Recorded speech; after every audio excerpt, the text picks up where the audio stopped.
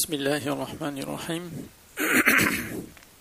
نحمده ونصلي على رسوله الكريم أما بعد.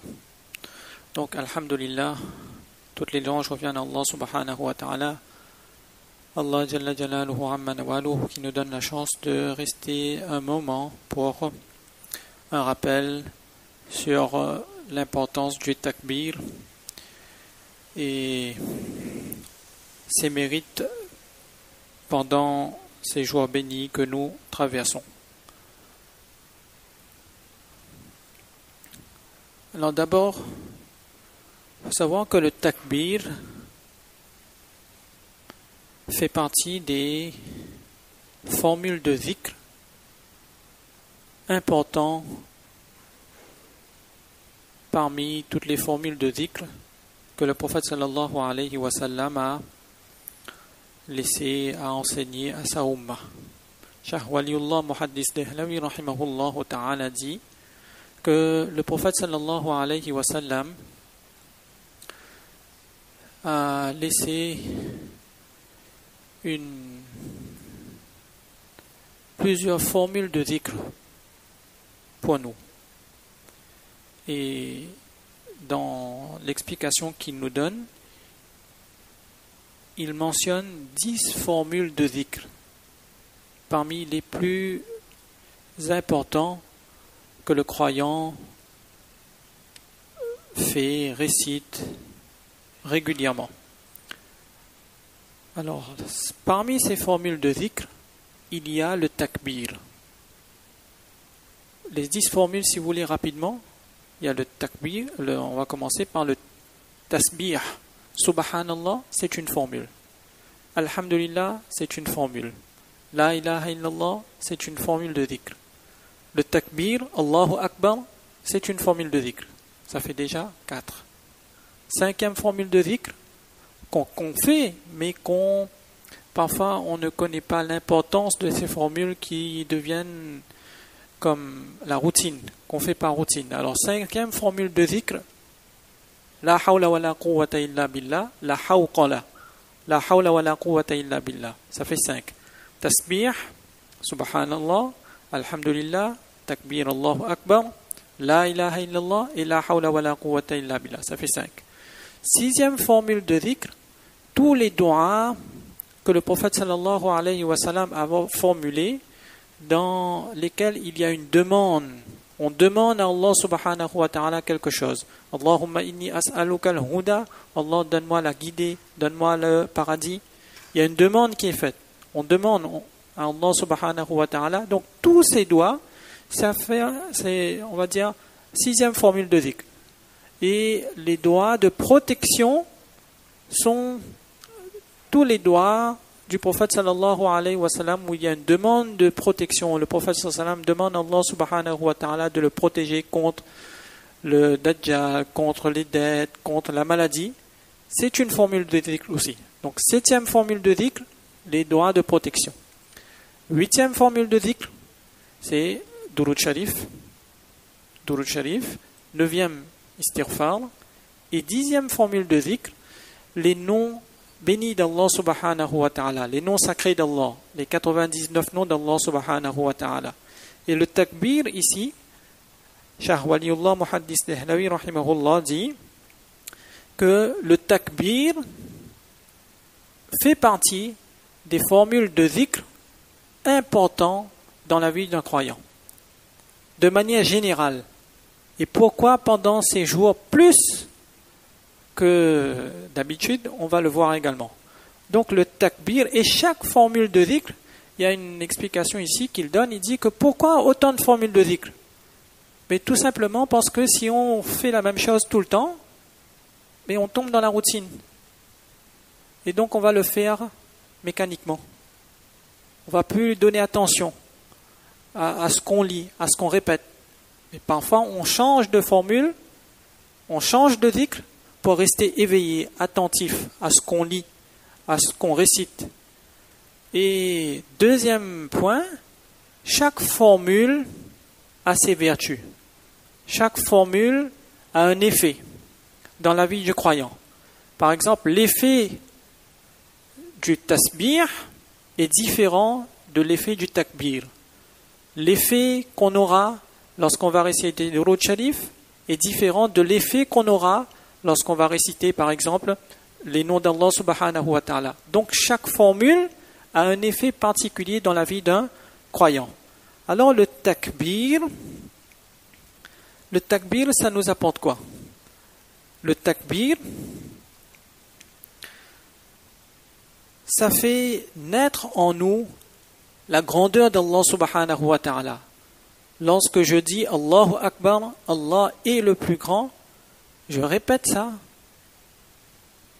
Au fur et à mesure, plus je le répète, plus je vais prendre conscience de la grandeur d'Allah subhanahu wa ta'ala. Et le takbir est un mot qui est mubaraka, béni. Béni qui a fait des merveilles dans l'histoire musulmane. C'est un mot, c'est une formule de protection qui nous protège contre Shaitan. Le takbir, en lui-même, c'est un ibadah. Wa rabbaka fakabbir. Ya ayyuhal muddathir, qum fa'andir, wa rabbaka fakabbir. Le takbir, Allahu Akbar, c'est un ibadah. Le takbir, ça éloigne les difficultés. Le takbir éloigne les malheurs. C'est pourquoi le takbir et le zikr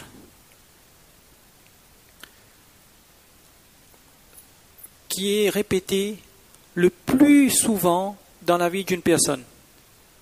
Lorsqu'on regarde parmi toutes ces formules de zikr, le zikr qui revient le plus souvent, c'est le takbir dans la vie d'une personne. Takbir, sha'a'iru salah. Le takbir, c'est la formule de la prière, de la salah. Avant, pendant, parfois après. Avant la salah, il y a l'adhan. Et l'adhan, on le commence par Allahu Akbar. Il y a l'iqama, Allahu Akbar. Pendant la salah, Allahu Akbar. Combien de fois on va dire Allahu Akbar pendant la salah? On commence par takbir et tahrima. Le takbir, on le dit lorsqu'on voit la lune. Allahu Akbar, Allahumma ahillahu alayna bil amni wal yumn.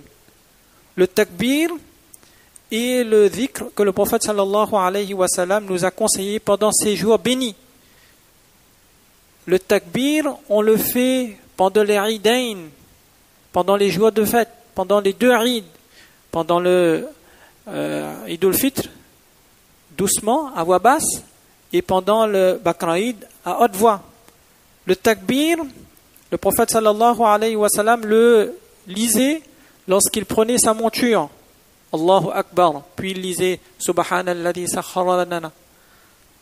Le prophète sallallahu alayhi wa sallam le lisait à chaque fois qu'il montait, qu'il escaladait, qu'il montait sur quelque chose. Le prophète sallallahu alayhi wa sallam le lisait lorsqu'on égorge l'animal, on va le lire. Lorsqu'on reçoit une bonne nouvelle, on est content, on dit takbir. Sahaba radiyallahu anhum, lorsque le prophète sallallahu alayhi wa sallam les a parlé de l'enfer et qu'il a dit que l'enfer sera, on va dire, habité par tant de personnes, et j'ai espoir que une personne de ma umma sera, on va dire, en équivalent à 1000 parmi les gens de Ya'juj Ma'juj. Les Sahaba radiyallahu anhum étaient rassurés, ils ont dit fakabbarna, takbir, lorsqu'on a une bonne nouvelle. Takbir, lorsqu'il y a un feu. Les hadiths mentionnent que lorsqu'il y a le feu, faites le takbir. Takbir, lorsqu'il n'y a pas de pluie. Donc le takbir, Allahu Akbar, est la formule qui revient le plus souvent dans la vie d'un croyant. Et pourquoi? Parce que ça nous permet de prendre conscience de la grandeur d'Allah, de la force d'Allah subhanahu wa ta'ala. Et le tasbih qu'on fait, subhanallah, c'est la formule par laquelle on rejette les défauts. On dit qu'Allah subhanahu wa ta'ala est pur de tout défaut, d'impureté. Et le tahmid, toutes les qualités, lorsqu'on dit alhamdulillah, toutes les qualités reviennent à Allah subhanahu wa ta'ala, on remet la perfection à Allah subhanahu wa ta'ala. Donc ce takbir est très important dans la vie du croyant de manière générale. De manière générale, c'est important. Prendre l'habitude de lire, de faire cette tasbihat. On le fait régulièrement après la salat, avant de se coucher. Combien de hadiths qui mentionnent les mérites de ces 4 paroles, de ces 4 formules. Afdalul kalami arba'un, le prophète sallallahu alayhi wa sallam a dit que 4 paroles ont des vertus particulières qu'Allah subhanahu wa ta'ala aime beaucoup. Subhanallah, alhamdulillah, Allahu akbar, la ilaha illallah. Donc ça c'est des vertus de manière générale qu'on entend. En plus de cela, pendant les 10 premiers jours de Dhul Hijjah, le prophète sallallahu alayhi wa sallam a insisté sur l'importance du dhikr. L'importance du dhikr. Le hadith qui a été mentionné aujourd'hui pendant le discours du Mufti Hassan, que le prophète sallallahu alayhi wa sallam a dit qu'il y a 2 jours plus importants aux yeux d'Allah subhanahu wa ta'ala que les 10 premiers jours de Dhul Hijjah, et augmenter, multiplier pendant ces jours le takbir, le tahlil, le tahmid, c'est-à-dire ces formules de zikr. Donc ça c'est pour les 10 jours. Maintenant, les ayyam al-tashriq. Ayyam al-tashriq, les jours de Qurbani et les jours du takbir. Takbir qui va commencer pour nous ici à partir de dimanche Fajr jusqu'à jeudi Asr. On appelle ces jours les jours de takbir. Donc ça c'est des takbir, on va dire, particuliers à faire pendant ces jours qui est wajib, que si on a raté, il convient de remplacer. En plus de cela, le prophète sallallahu alayhi wa sallam a dit de manière générale Ayyamut tashriq, ayyamu aklin wa shurbin wa dhikrillah, que ces jours c'est des jours de nourriture, de boisson et de souvenir d'Allah. Que c'est des jours pendant lesquels Allah subhanahu wa ta'ala nous comble matériellement, physiquement, par la boisson, par la nourriture, des jours pendant lesquels il est interdit de jeûner, et ces 2 bienfaits, la boisson et la nourriture, doivent nous conduire vers quoi? Le dhikr d'Allah. Pas l'insouciance que la nourriture qu'Allah subhanahu wa ta'ala nous donne, le qurbani que nous offrons, sont des moyens qu'on utilise pour aller vers quoi? Pour aller vers le dhikr d'Allah subhanahu wa ta'ala. Donc, takbir qui revient. Le souvenir d'Allah subhanahu wa ta'ala qui revient. Et pourquoi maintenant l'importance du takbir pendant ces jours? Parce que c'est la dernière période importante de l'année. Dernière période importante de l'année. Les hajjis finissent leur hajj, et les personnes qui n'ont pas eu l'occasion de finir leur hajj, ils finissent cette période bénie de l'année par le qurbani. Et lorsqu'une action s'achève, il y a toujours le dhikr d'Allah. Regardez, dans le Coran, Allah subhanahu wa ta'ala nous parle de la salat. فَإِذَا قَضَيْتُمُ الصَّلَاةَ فَاذْكُرُوا اللَّهَ قِيَامًا وَقُعُودًا وَعَلَى جُنُوبِكُمْ. Lorsque vous avez complété la salat, فَاذْكُرُوا اللَّهَ, pensez à Allah, faites le dhikr d'Allah, debout, assis, allongé, la salat. فَإِذَا قُضِيَتِ الصَّلَاةُ فَانْتَشِرُوا فِي الْأَرْضِ. Lorsque la salat de vendredi est terminée, Allah subhanahu wa ta'ala nous demande de faire quoi? فَانْتَشِرُوا, éparpillez-vous sur terre, وَابْتَغُوا مِنْ فَضْلِ اللَّهِ, et allez à la recherche du rosi, du risque d'Allah. وَاذْكُرُوا اللَّهِ. La salat du vendredi est terminée, une action est terminée, il y a le dhikr d'Allah qui revient. Donc, à chaque fois qu'une action s'achève, un moment important s'achève, il y a le dhikr qui revient. Là, c'est une période importante qui s'achève, plus importante que le mois de Ramadan. Et pourquoi plus important encore? Parce que les gens sont dans la rafla, sont dans l'ignorance, dans l'insouciance. L'ignorance, non, insouciant. Pourquoi? Parce que pendant Ramadan, les shayatines sont enchaînés. L'atmosphère est différente.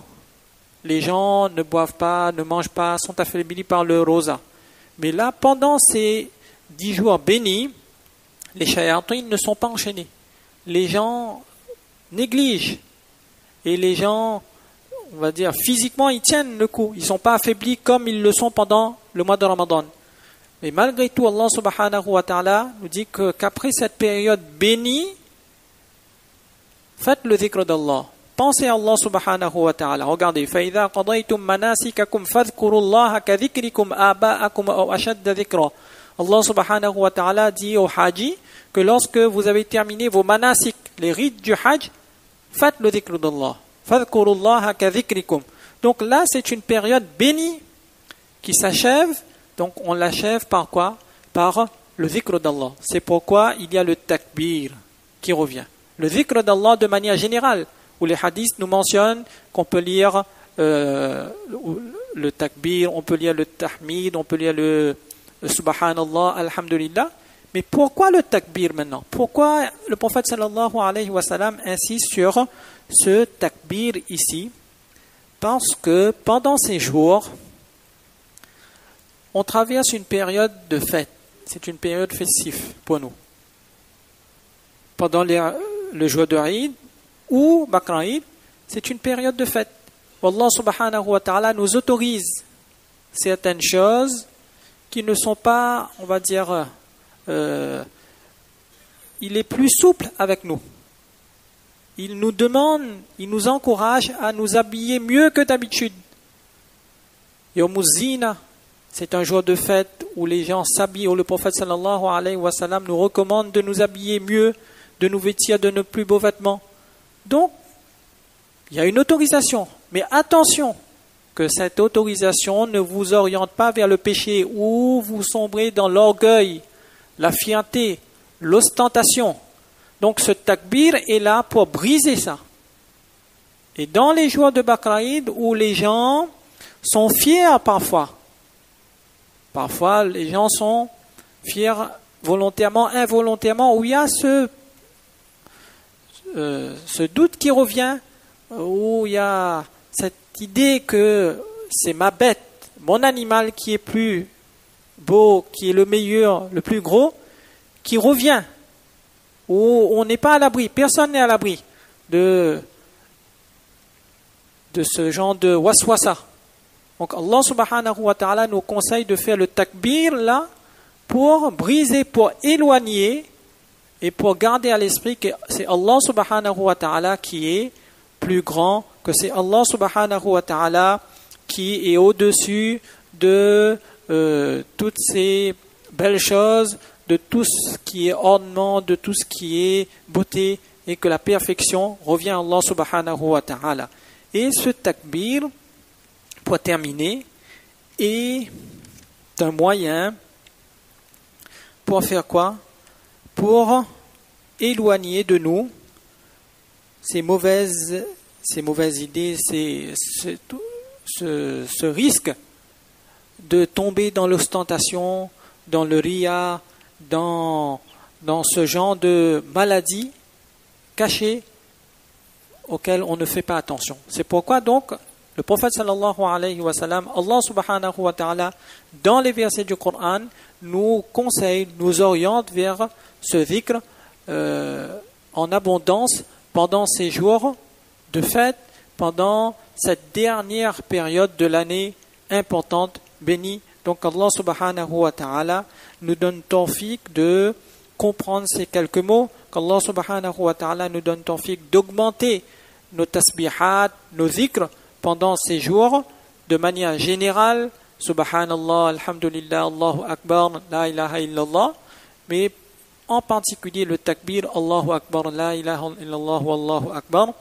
et qu'Allah subhanahu wa ta'ala nous donne tawfiq de passer ces jours bénis, surtout les jours de Qurbani, dans le respect de ses ordres et surtout qu'Allah subhanahu wa ta'ala nous met à l'abri de l'insouciance. L'insouciance. Ayyamu aklin wa shurbin wa dhikrillah. Des jours de fête où Allah subhanahu wa ta'ala nous demande, nous autorise, nous interdit de jeûner. Donc il y a la nourriture, la boisson, mais que ces deux bienfaits nous aident à aller vers un bienfait plus spirituel qui va nous être profitable dans ce monde et dans l'autre. C'est le dhikr d'Allah, le souvenir d'Allah. Allah subhanahu wa ta'ala nous donne tawfiq de comprendre ces quelques mots. Allah subhanahu wa ta'ala nous donne tawfiq de multiplier les takbir, de multiplier les dhikr chez nous, à la maison, dans notre travail, où qu'on est, et qu'Allah subhanahu wa ta'ala fasse en sorte que ce dhikr, c'est un moyen pour éloigner entre nous, lever le voile qui nous prive de sa ma'rifa, de sa reconnaissance. Parce que le dhikr, Ala unabbiukum bi khayri a'malikum wa azkaha 'inda malikikum. Il y a un hadith dans lequel le prophète sallallahu alayhi wa sallam demande aux sahaba radiyallahu anhum, il interroge les sahaba, il dit aux sahaba, est-ce que je vous indique une action bi khayri a'malikum, meilleure de vos actions, wa azkaha 'inda malikikum, et plus pure parmi les actions que vous faites auprès d'Allah subhanahu wa ta'ala, wa arfa'iha, et qui monte la plus rapidement vers Allah subhanahu wa ta'ala, et meilleur encore qu'aller battre, qu'aller combattre, etc. Meilleur encore que de dépenser l'or et votre argent. Les sahaba radiyallahu anhum ont dit bien sûr ya Rasulallah, et le prophète sallallahu alayhi wa sallam a répondu le dhikr d'Allah. Le dhikr d'Allah est l'action par excellence qui nous permet d'atteindre quoi? Le ihsan. C'est la présence à l'esprit d'Allah subhanahu wa ta'ala continuelle, et c'est cette présence d'Allah subhanahu wa ta'ala qui nous met à l'abri des péchés et qui nous rapproche d'Allah subhanahu wa ta'ala. Donc Allah subhanahu wa ta'ala nous donne tawfiq de comprendre ces quelques mots. Wa ma tawfiqi illa billah. Subhanallah bihamdihi, subhanakallahumma bihamdika, ashhadu an la ilaha illa anta, astaghfiruka wa atubu ilayk.